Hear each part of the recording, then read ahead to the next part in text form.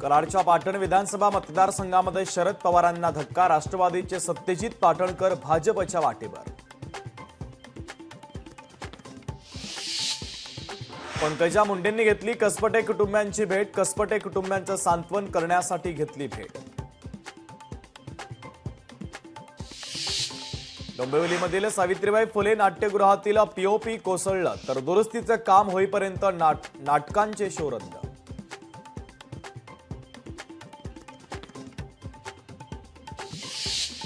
चिपळूणमध्ये चोरट्यांनी 2 फ्लॅट फोडले। कांगडेवाडी रोड परिसरातील घटना।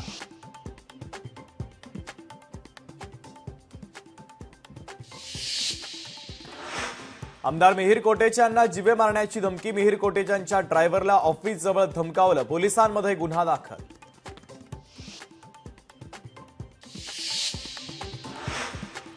चंद्रपूर जिल्ह्यातील मूल एमआयडीसी मध्ये अपघात। कार्निवल इथेनॉल प्रकल्पातील मजुराचा मृत्यू। मशीनमध्ये अडकलेला शर्ट काढायला गेला असता जीव गमावला।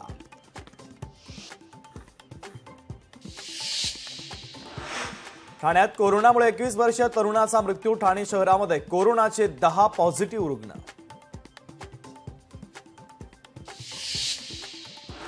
बीडच्या एका गावातील सरपंचानं केली ग्रामस्थांना मारहाण। आदर्श गाव वंजारवाडीमधील धक्कादायक घटना।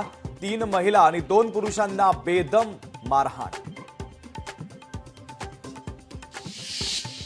सोलापूर महानगरपालिकेकडून मान्सूनपूर्व करण्यात आली नालेसफाई, तर नालेसफाई व्यवस्थित केली नसल्याचा नागरिकांचा आक्षेप।